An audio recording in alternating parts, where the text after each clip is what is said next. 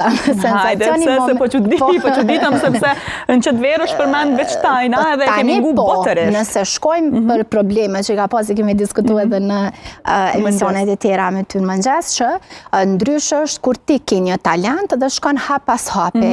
Dhe ndryshë është kur ti brenda një nate investon në klikime, i blenë se publikun së mënësh me gënyu. Okej, ndoshta i gënja njerëzit shtresën ma të mesme, po eksperta cilët merren me rrjetet sociale kuptojnë shumë mirë që me kaq milion banor sa na jemi, nuk mundesh me i marr 4-5 milion për 2 ditë.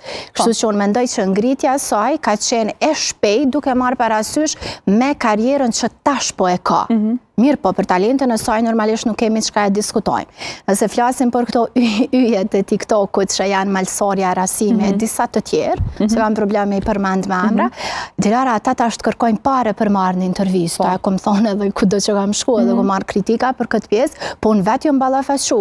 Do me thënë sa nuk të ka njoftë askush, ti ke qëndru në dyert të televizioneve për më të marrë. Jo që nas të kemi përkra, po është dash me dit një filtr se pse meriton me uftuti si personazh. Momentin që ata bëhen yje, kur na kemi dëshirë me i thirë se kemi që ka flasim për ta, ata të kërkojnë lek për marrë një intervista, kështu që sa është korrekte për ty kjo?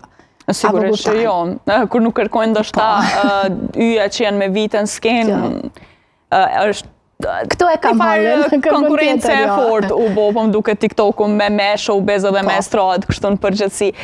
Dionis, kjo pjesa që edhe përmendëm me Albinën që disa njerëz dhezin ose për 5 minuta dhe në fund munden edhe me prish imazhin e vetë, a e ke mendu ndonjëherë këto se çysh mundet me të prit ty e ardhmja në këtë rast? A e ke mendu që ndoshta mundet me qenë edhe rrezik në njëjtën kohë sa mundet me qenë edhe sukses për ty?